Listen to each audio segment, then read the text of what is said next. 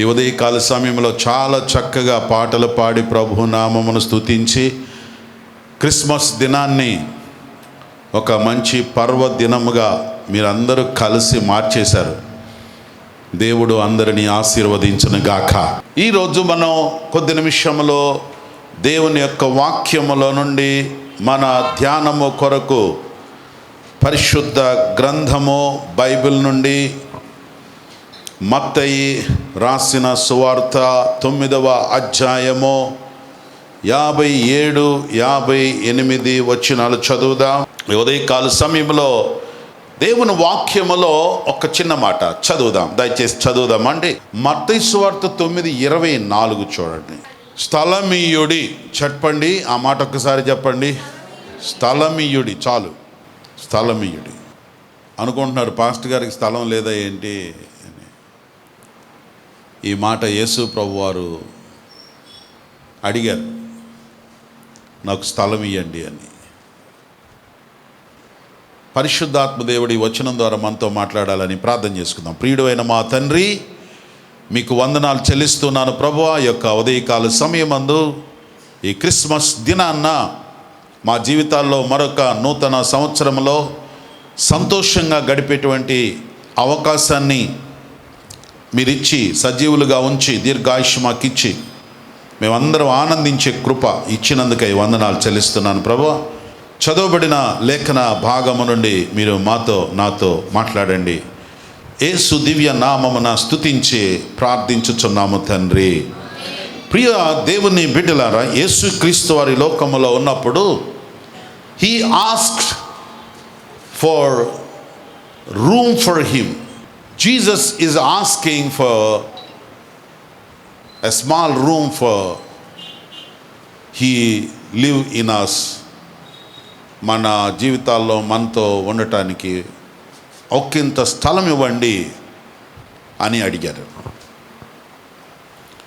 యేసు ప్రభు వారికి స్థలం లేదా? ఎస్, నిజంగానే ఈ లోకములో ఆయనకి స్థలం లేదు. ఆయనకి ఈ లోకములో స్థలం లేదు. కానీ ఆయన ఈ విశ్వమంతని సృజించినటువంటి గొప్ప దేవుడు. కానీ మానవాళిని ప్రేమించి మానవాళి కొరకై ఈ లోకానికి, భూలోకానికి యేసుక్రీస్తు వారు వచ్చినప్పుడు ఈ భూలోకములో ఆయనకి స్థలం లేదు. ఆయన జన్మించినప్పుడు స్థలం లేదు. సత్రములో వారికి స్థలం లేదు. అలాగే యేసుక్రీస్తు వారి లోకములో ఉన్నప్పుడు ఆయన రాజ్య సువార్త ప్రకటించడానికి, ఆయనను వెంబడించడానికి అనేక మంది హృదయాలలో స్థలం లేదు. చెప్పండి, మొదట ఆయన జన్మించిన స్థలం లేదు. ఆయన జన్మించినప్పుడు ఒక స్థలములో ఉండడానికి ఒక ప్రత్యేకమైన రూమ్ ఆయనకి లేదు.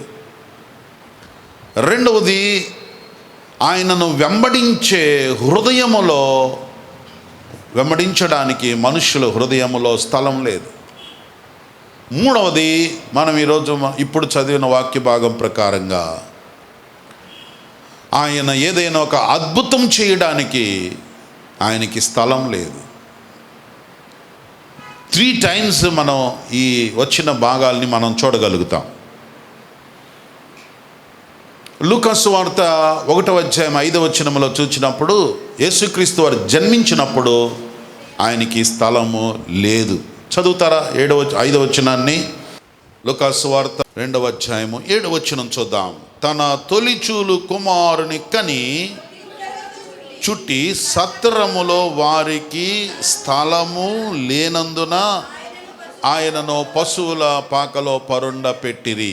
సత్రములో స్థలం లేదు. యేసుక్రీస్తు వారికి సత్రములో స్థలము లేదట. ఈరోజు వర్తమానము ఈ 3 విషయాలు తెలియజేయడానికి సమయం లేదు గనక ఆ మొదటి విషయాన్ని ఒక్కసారి మనం కూలంకుషంగా ధ్యానం చేద్దాం. యేసుక్రీస్తు వారికి సత్రములో స్థలం లేకపోవటం ఏంటి? 2000 సంవత్సరాల క్రితం యేసుక్రీస్తు వారు బాలుడుగా జన్మించారు. దేవుడు యోసేపు మరియమ్మలను ఆశీర్వదించి జ్ఞాపకం చేసుకొని వారి ద్వారా ఈ లోకానికి క్రీస్తును ఇవ్వటానికి దేవుడు వారిని ఏర్పాటు చేసుకున్నారు. మరియమ్మకు నవమాసాలు నిండాయి. అది సమయంలో సిరియా దేశాన్ని కురేనియా అనేటువంటి చక్రవర్తి పరిపాలిస్తున్నటువంటి సందర్భంలో ప్రపంచమంతా కూడా ప్రజాసంఖ్య రాయాలి అని ఆయనకి ప్రేరేపణ వచ్చింది. ఆ సమయంలో ఎవరి గ్రామానికి ఎవరి పట్టణాలకు వారు వెళ్ళి పేర్లు రాయించుకుంటూ ఉన్నారు. మరి యోసేపు బెత్లెహేము అనే గ్రామానికి ప్రయాణం కట్టాడు. బెత్లెహేము అనే గ్రామానికి ఎందుకు ప్రయాణం కట్టాడు అని అంటే, యోసేపు దావీదు సంతతికి చెందినవాడు. చెప్పండి, యోసేపు ఎవరి సంతతి? దావీదు సంతతి. దావీదు సంతతిలో పుడితే బెత్లెహేముకి ఎందుకు వెళ్ళాలి అని అంటే, దావీదు బెత్లెహేము గ్రామస్తుడు. సో ఈ బెత్లెహేము గ్రామమునకు యోసేపు వచ్చాడు. మరియమ్మను తీసుకొచ్చారు. మరియమ్మ యేసుక్రీస్తు వారికి ఎక్కడ జన్మించిందో ప్లేస్ తెలియదు, స్థలం తెలియదు, రాయబడలేదు. సత్రంలో పుట్టలేదు, ఎందుకంటే సత్రంలో స్థలం లేదు. పశువుల పాకలో పరుండ పెట్టిరి అని ఉంది, కానీ పశువుల పాకలో పుట్టలేదు. యేసుక్రీస్తు వారు ఎక్కడ పుట్టారో ఎవ్వరికి తెలియదు. ఎందుకు తెలియదు అంటే, దేవుడు దాన్ని మరుగుపరిచాడు. బైబిల్లో కొన్ని సందర్భాలను దేవుడు మరుగుపరిచాడు. ఎందుకంటే మన దేవునికి ఐడల్ వర్షిప్ అనేది ఆయన లైక్ చేయరు. ఫర్ ఎగ్జాంపుల్, మీకు మోషేని గుర్తు చేస్తే, మోషే గొప్ప నాయకుడు, ఈ భూమి మీద సాత్వికుడు. ఒకవేళ సాత్వికం విషయంలో అవార్డ్స్ కనుక ఇస్తే ఫస్ట్ జీసస్కి వస్తుంది, నెక్స్ట్ మోషేకి వస్తుంది. అంత సాత్వికుడు. సో మోషే మరణించినప్పుడు కూడా ఆయన బాడీ ఎక్కడుందో తెలియదు, ఎవరికి ఎంత వెతికినా దొరకలేదు. ఇజ్రాయేలు ప్రజలంతా ఆశ్చర్యపోయారు. ఇదేమిటి, ఇంత మనల్ని చక్కగా నడిపించినటువంటి నాయకుడు ఈరోజు మనకి అదృశ్యమైపోయాడు అని ఆశ్చర్యపోయారు, వెతికారు. కానీ మోషే బాడీ దొరకలేదు. ఎందుకో తెలుసా? మోషే బాడీ గనక దొరికితే మోషే దేవుడు అయిపోయేవాళ్ళు. ఇజ్రాయేలీలకి అంత ఆరాధించేవాళ్ళు, అంత గొప్ప మనిషి. అలాగే ఏలియా ఒక మహత్తరమైన వ్యక్తి. ఆయన ప్రార్థించినప్పుడు ఆకాశం నుండి వర్షం కురిసింది, ఆయన ప్రార్థన చేస్తే అగ్ని కురిసింది. అలాంటి ఒక గొప్ప వ్యక్తి గనక సమాధిలోనో ఎక్కడో ఉన్నాడు అనుకోండి, వర్షిప్ స్టార్ట్ అయ్యేది. ఈ సమాధుల దగ్గరికి వెళ్ళడం, సమాధుల్లో ఉన్న వాళ్ళని ఆరాధించడం దేవునికి ఇష్టం లేదు. అందుకే యేసు ప్రభు ఈ లోకంలో ఉన్నప్పుడు చక్కని మాట చెప్పారు, మీరు యేసుక్రీస్తుని మృతులలో ఎందుకు వెతుకుచున్నారు? యేసుక్రీస్తుని ఎక్కడ వెదకాలి? సజీవుల్లో వెదకాలి, మృతులలో వెదకనవసరం లేదు. అలాగే యేసుక్రీస్తు దేవుడు ఈ లోకంలో చాలామందిని కొన్ని సందర్భాలను మరుగుపరిచాడు. యేసు ప్రభు వారు రూపాంతరపు కొండ మీద శిష్యుల ఎదురుగా ఆయన దేవుడుగా కనబడ్డాడు. ఆయన రూపాన్ని వాళ్ళు చూశారు. అయ్యో బాబోయ్, మనతో తిరిగే యేసు ప్రభు మామూలు యేసు ప్రభు కాదు, దేవుడు. అందుకే ఆయన కిందికి వచ్చిన తర్వాత శిష్యులు అన్నారు, యేసు ప్రభువా, నువ్వు మనుషుల్లో తిరిగేవాడివి కాదు, నువ్వు ఇక్కడే ఉండు, నీకు గుడి కడతాం, నీకు ఇక్కడ ఒక మంచి ప్యాలెస్ నిర్మాణం చేస్తాం. ఎందుకంటే ఆల్రెడీ శిష్యులు వాళ్ళందరూ చేపలు పట్టేవాళ్ళు, మంచి రిచ్ పీపుల్ వాళ్ళందరూ. పేతురు, యోహాను, జబదీయ, వీళ్ళంతా మంచి రిచ్ పీపుల్. వాళ్ళు కనుక యేసు ప్రభువుకి ఏదైనా ఒక టెంపుల్ కట్టాలనుకున్నట్టు కట్టిపడేసేవాళ్ళు. అందుకే యేసు ప్రభు అన్నాడు, నో, నేను మనుషుల్లోనే ఉండాలి, చనిపోవాలి. యేసు ప్రభు జన్మస్థలం కూడా దేవుడు ఎందుకు మరుగుపరిచాడు అని అంటే, ఖచ్చితంగా ఈ క్రైస్తవులు అందరూ కూడా ఆ యేసుప్రభు జన్మస్థలాన్ని పూజించేవాళ్ళే. ఇప్పటికే యెరూషలేము వెళ్ళిన వాళ్ళందరూ కూడా యేసుక్రీస్తు వారు ఇక్కడ పుట్టాడు, అక్కడ తిరిగాడు అని నజరేతు, బెత్లెహేము ఇవన్నీ తిరిగి చూస్తూ ఉన్నప్పుడు వాళ్ళు ఫీల్ అవుతున్నారు. యెరూషలేము వెళ్ళిన వాళ్ళందరూ కూడా జీసస్ అక్కడ ఉన్నట్లే, యేసు ప్రభు వారు తిరిగినట్టే, యేసు ప్రభు వారికి మాట్లాడినట్టే అది ఫీల్ అవుతున్నారు అక్కడికి వెళ్ళిన వాళ్ళందరూ. సో దేవుడు కొన్ని స్థలాలను మరుగుపరిచాడు. యేసు జన్మించిన స్థలాన్ని మరుగుపరిచాడు. బెత్లెహేము వెళ్ళారు, అక్కడ సత్రంలో స్థలం లేదు. వాళ్ళందరూ కూడా చాలామంది నిండిపోయారు. అందుకని యోసేపు మరియలు ఇక లాభం లేదని ఎలాగ ఆలోచిస్తుండగా ప్రక్కనే పశువులు మేత మేసేటువంటి పెద్ద తొట్టిలు ఉంటాయి, దానిలో పరుండబెట్టారు. సో ఈ సంగతి మనందరం ఎప్పుడు ధ్యానిస్తూనే ఉంటాం. కానీ ఈరోజు అసలు యేసుక్రీస్తు వారికి ఆ సత్రానికి సంబంధం ఏంటి? ఆ సత్రంలో దగ్గరికి ఆయన వెళ్ళాల్సిన అవసరం ఏంటి? ఆయనకి స్థలం లేకపోవటం ఏంటి అని ఆలోచిస్తే అసలు ఈ సత్రం యజమాని ఎవరు? యేసు ప్రభుకి ఎందుకు ఇవ్వలేదు? అందరికి ఇచ్చినాడు, యేసు ప్రభుకి ఈ స్థలం ఎందుకు ఇవ్వలేదు? ఇది ఈరోజు మన యొక్క ధ్యానాంశం. సత్రం యొక్క యజమాని ఎవరు అని ఆలోచిస్తే ఒరిజినల్గా యేసు ప్రభు వారే ఆ సత్రం యొక్క యజమాని. ఎలాగంటారా, అసలు ఈ సత్రం ఎవరు నిర్మాణం చేశారు అని మీరు చదివినట్లయితే తర్వాత మీరు నోట్ చేసుకోండి, తర్వాత చదువుకోండి. ఇది బెత్లెహేమ్ అనే గ్రామంలో ఉంది. బెత్లెహేమ్ అనగానే మనకి ఎవరు గుర్తొస్తారు? దావీదు అక్కడ ఉన్న పరిస్థితుల్లో మనం అర్థం చేసుకోవచ్చు. దావీదు కంటే ముందు ఈ బెత్లెహేము అనేక సందర్భాల్లో మనం చదువుతాం. అదేంటంటే నయోమి బెత్లెహేముకి చెందింది, రూతు మోయాబుకి చెందింది.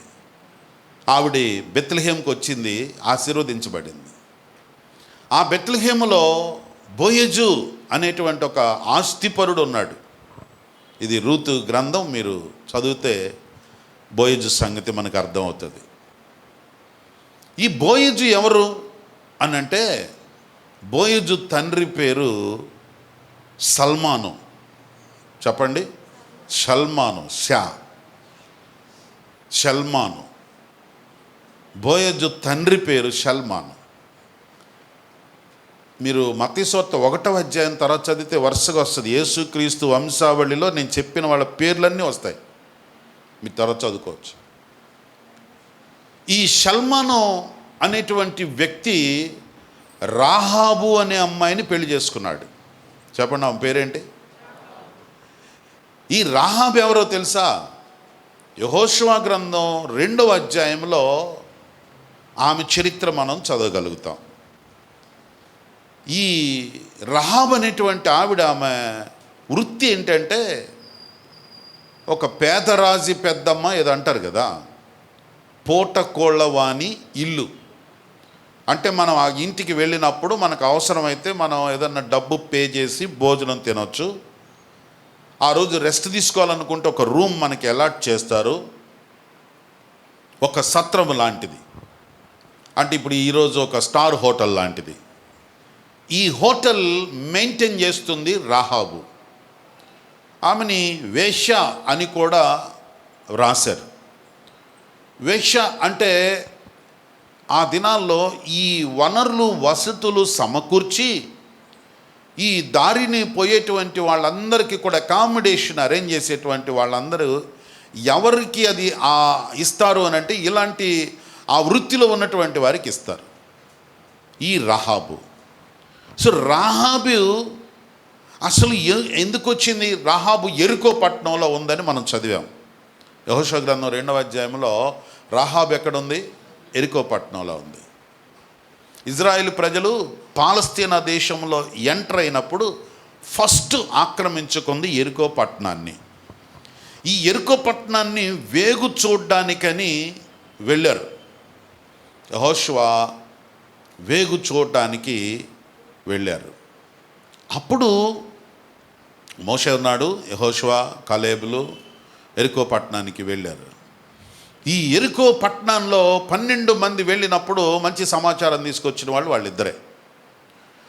అయితే అక్కడున్నటువంటి ఈ రహాబు వాళ్ళిద్దరిని కూడా సేవ్ చేసింది. 2వ అధ్యాయంలో మీరు చదువుతారు. ఎందుకంటే ఆమెకు ఒక నమ్మకం ఉంది. ఆమె వేశ్యే కానీ ఆమె లైఫ్లో she believes God's works and దేవుడు గురించిన సమాచారం ఆమె చాలా తీసుకుంది. దేవుడి గురించి చాలా ఇంట్రెస్ట్ ఉంది ఆవిడకి. ఆ దేవుడి బిడ్డలతో నేను చేరిపోవాలి అనుకుంటుంది. అందువలన ఎప్పుడైతే వేగులు వారు వచ్చారో వారిని చేర్చుకుంది, వారిని కాపాడింది.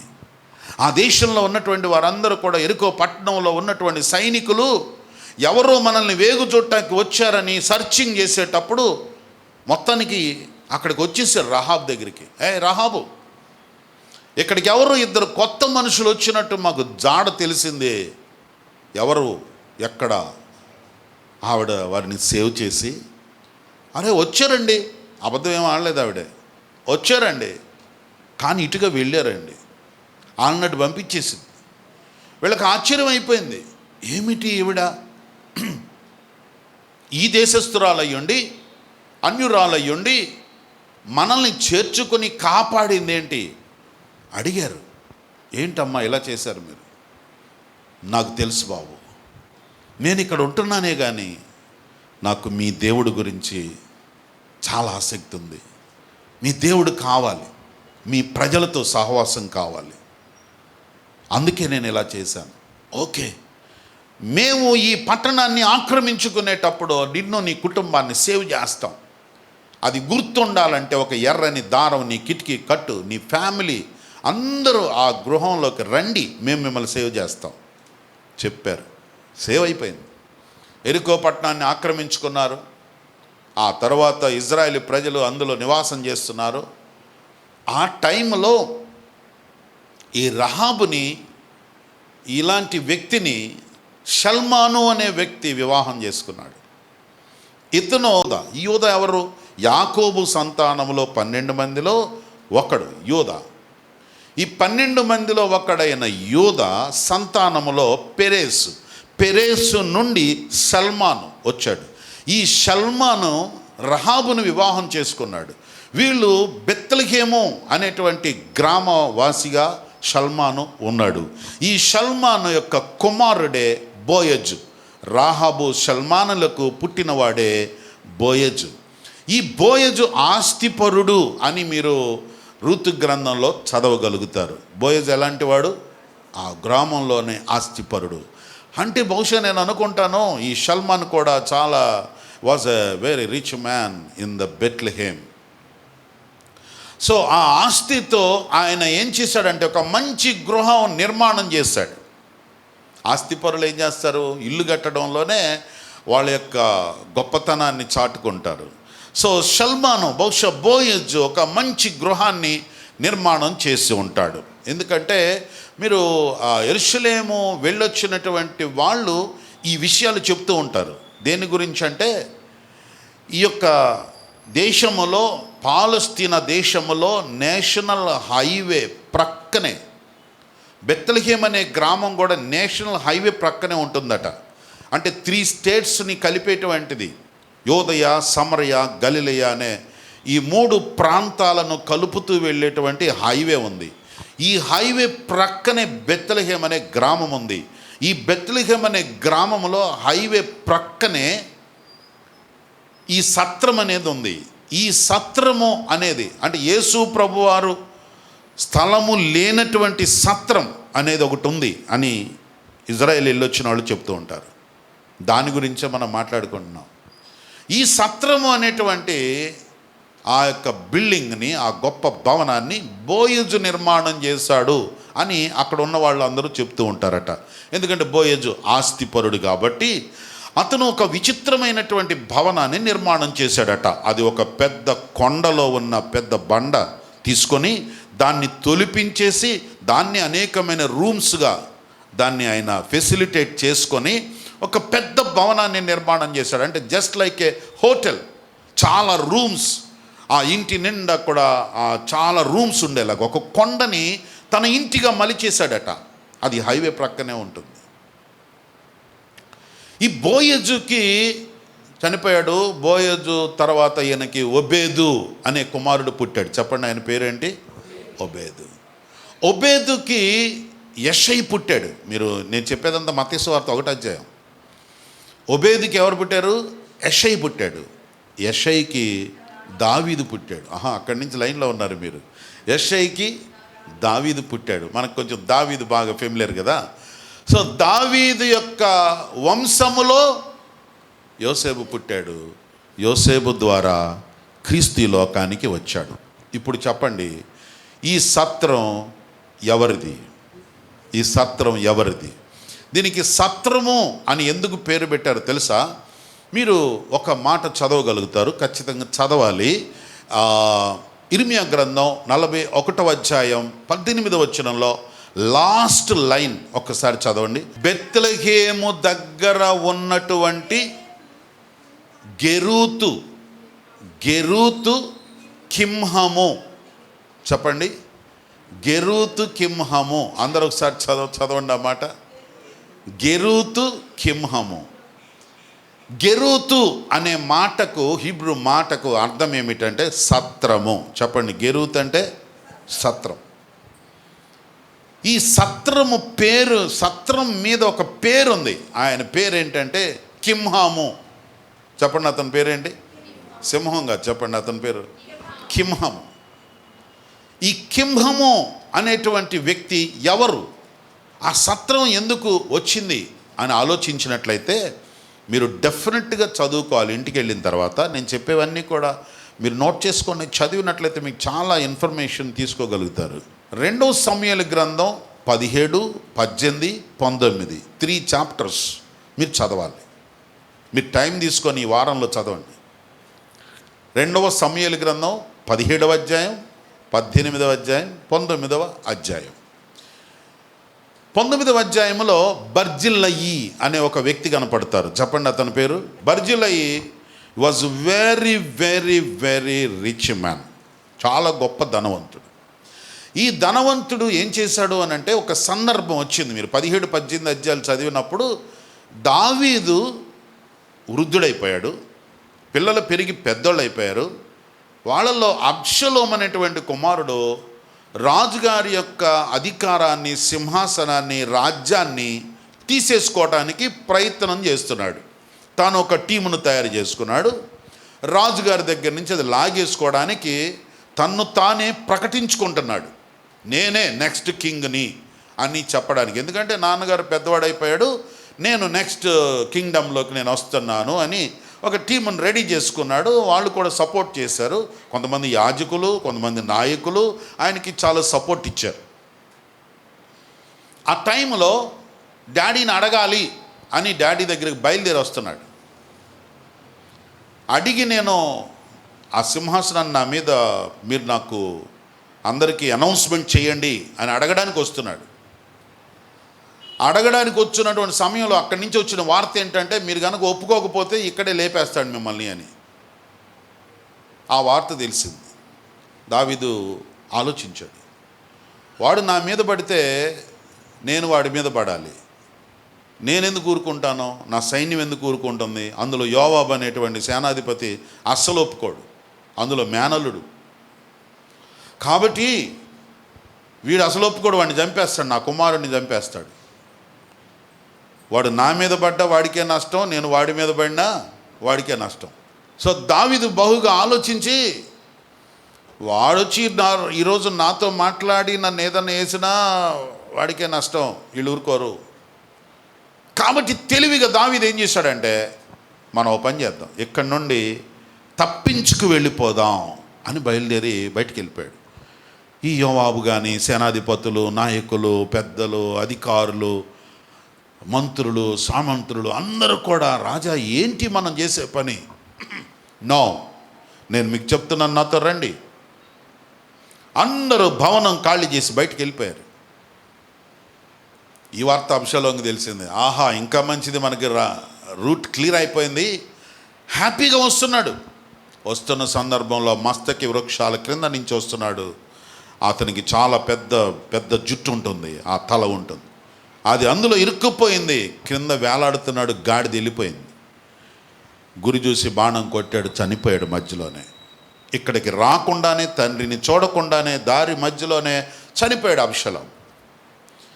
అయితే ఈ మధ్యలో జరిగిన సంగతి ఏమిటంటే, దావీదు కష్టాల్లో ఉన్నప్పుడు ఈ బర్జిల్లై అనే వ్యక్తి దావీదుకి, తన సైన్యానికి, తనతో ఉన్న వారందరికీ కూడా ఆహార పదార్థములు, వారు పడుకోవడానికి పరుపులు, వారు త్రాగడానికి ద్రాక్షారసము, వారికి కావలసినవన్నీ కూడా సమృద్ధిగా పంపించాడు.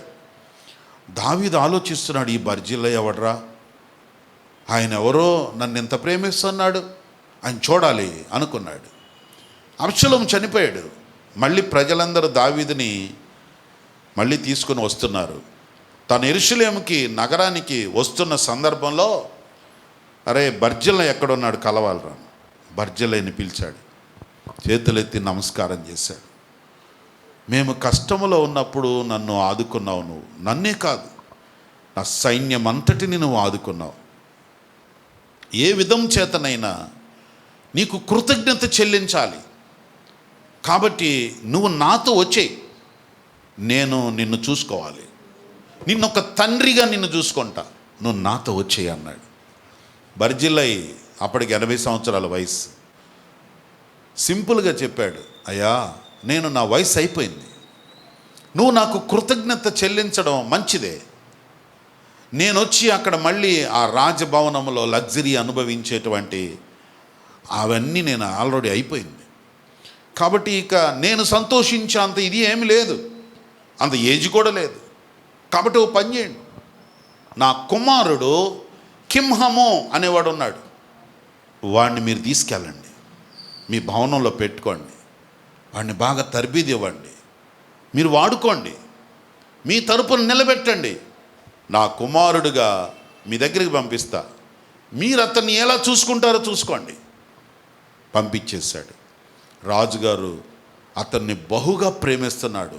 ఎందుకంటే తన సొంత కుమారులు, తన కడుపును పుట్టిన బిడ్డలో ఆయనని చంపాలని చూస్తున్నారు, రాజ్యం లాక్కోవాలని చూస్తున్నారు, సింహాసనాన్ని తీసేసుకోవాలని చూస్తున్నారు. కానీ ఈ కుటుంబం అయితే నా సొంత బిడ్డల కంటే కూడా నన్ను ప్రేమించారు కాబట్టి వీడిని ఎలాగా ఆశీర్వదించాలి, హౌ టు బ్లెస్ హిమ్.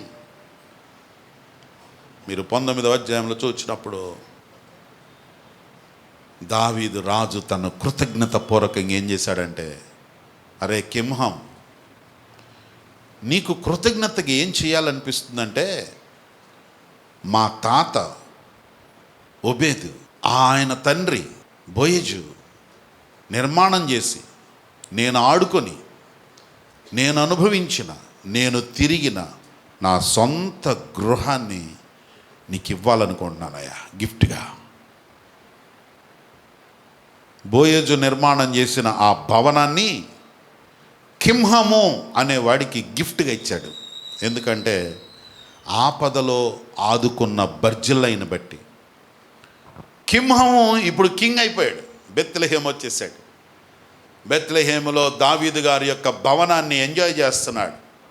ఆ భవనాన్ని క్లీన్ చేయడం కానీ, ఆ భవనములో చాలా మంచిగా ఆ రిమెంబర్స్ అన్నీ కూడా తెలియజేస్తూ ఆ గ్రామంలో, ఆ బెత్లెహేము అనేటువంటి పట్టణములో అందరికీ కూడా ఒక మంచి పేరు తీసుకొని వస్తూ, ఆహా దావీదుకు తగిన వ్యక్తిగానే ఉన్నాడురా, దావీదుకి హెల్ప్ చేసినటువంటి వ్యక్తిగానే ఉన్నాడు ఇతను చాలా మంచివాడని మంచి పేరు తెచ్చుకున్నాడు. అయితే అనుకోని రీతిగా తన తండ్రి బర్జిల్లై చనిపోయాడు. అప్పుడు దావీదు గారికి రిక్వెస్ట్ పెట్టాడు, నానా మా తండ్రి చనిపోయాడు, ఇప్పుడు నేను మళ్ళా వెళ్ళి నా తండ్రి స్థానంలో అన్నీ చూసుకోవాలి. నేను ఈ బిల్డింగ్ ఖాళీ చేస్తాను అని చెప్పాడు. అరే, ఈ బిల్డింగ్ని ఏం చేస్తావు? అప్పుడు ఆయనకు ఒక ఐడియా వచ్చింది. జీన్స్ ఎక్కడికి పోతే ఎవరు? రహాబు భవనాలు, హోటల్స్ మెయింటైన్ చేయటం. అప్పుడు ఎరుకోలో ఆవిడ అదే మెయింటైన్ చేసింది కదా. తల్లి బొయోజు చేత, అరే కట్టే బిల్డింగ్ మామూలు కట్టవద్దు, పెద్దది కట్టమని చెప్పింది కదా. ఆ బిల్డింగ్ని ఏమని చెప్పిందంటే, దీన్ని ఒక సత్రముగా మార్చేస్తాను అని కింహాముకి ఐడియా వచ్చింది. దావీదుకి చెప్పాడు, అయ్యా, అనేకులు వచ్చిపోయే రీతిగా, ప్రయాణికులు విశ్రాంతి తీసుకునేటట్లుగా ఒక మంచి ప్రదేశంగా, ఇతరులకు ఇది ఉపయోగపడేలాగా దీన్ని మార్చేస్తానండి అన్నాడు. ఓకే, క్యారీ ఆన్, నీకే ఎలా అనిపిస్తే అలా చేయాలి. అప్పటికే పెద్దోడైపోయాడు కదా. అప్పుడు ఆయన గెరూతు, కింహాము యొక్క సత్రము. చెప్పండి, ఏ సత్రం అది? కింహాము యొక్క సత్రం. ఇప్పుడు కూడా అది యెరూషలేములో ఉంది, అది ఇజ్రాయెల్ దేశంలో ఉంది. ఈ గెరూతు కింహాము అనేటువంటి ఆ సత్రం, ఈ సత్రం బెత్లెహేము గ్రామంలో ఉంది. ఇప్పుడు ఈ సత్రం యొక్క యజమాని దావీదు తర్వాత కింహం వచ్చాడు, కానీ కింహం పక్కకి వెళ్ళిపోయాడు. ఇప్పుడు ఆ సత్రం యజమాని దావీదు సంతతిలో నుండి వచ్చిన యోసేపు. ఇది నా సత్రం. బహుశా యోసేపు తన మరియమ్మను తీసుకొని ప్రయాణం చేసేటప్పుడు, మా తాత ముత్తాతలు కట్టించిన సత్రం ఉండాలి కదా, అక్కడికి వెళ్దాం అని బయలుదేరాడు. కానీ అక్కడికి వచ్చేసరికి ఆ సత్రం నిండా రకరకాలైన మనుషులు నిండిపోయారు. సత్రం అంటే ఎవడైనా వాడుకోవచ్చు కదా.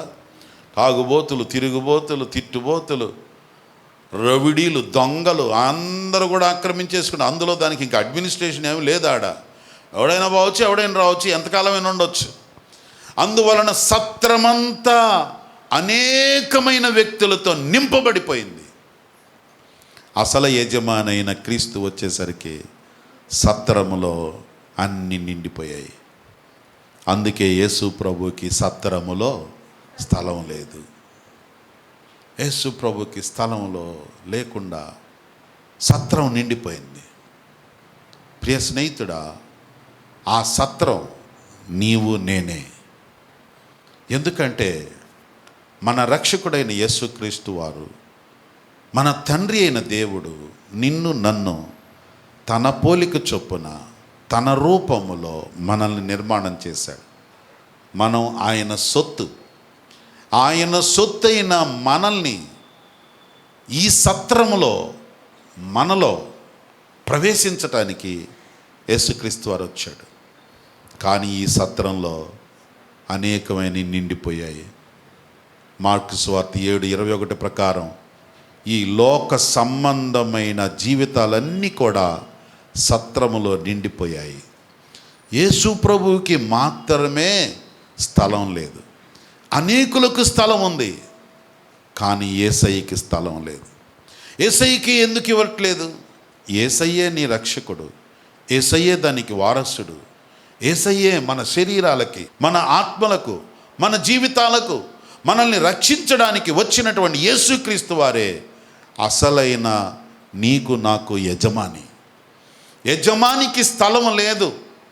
అందుకే యేసు ప్రభు వారి లోకంలో ఉన్నప్పుడు చెప్పాడు, నక్కలకు బొరియలు ఉన్నాయి, ఆకాశ పక్షులకు గుళ్ళు ఉన్నాయి, కానీ మనిషి కుమారుడు తలవాల్చుకొనుటకు ఎవరి హృదయంలో కూడా స్థలం లేదు. అన్నిటికీ అవకాశం ఉంది, అన్నిటికీ స్థలం ఉంది, అన్నిటికీ టైం ఉంది, అన్నిటికీ ప్రిఫరెన్స్ ఉంది, ప్రయారిటీ ఉంది. But there is no room for Jesus. యేసుక్రీస్తు వారిని మన హృదయంలో, ఈ సత్రములో చేర్చుకోవటానికి స్థలం ఉందా? అందుకే ప్రభు అడిగాడు, స్థలమియ్యుడి, స్థలం ఇవ్వండి. ఇంకా ఈ క్రిస్మస్ దినాన్న ఇంకా ఎవరైనా యేసుక్రీస్తుని హృదయములో చేర్చుకోకుండా, యేసుక్రీస్తుకి చెందిన బిడ్డగా యేసు ప్రభు నా హృదయంలో ఉన్నాడు, నేను యేసయ్యను చేర్చుకున్నాను, నేను యేసయ్య బిడ్డను అని ధైర్యంగా చెప్పకుండా, యేసు బిడ్డను అని చెప్పాలంటే ఎవరు యేసుక్రీస్తు వారు అవుతారు, యేసుక్రీస్తు బిడ్డలు అవుతారు?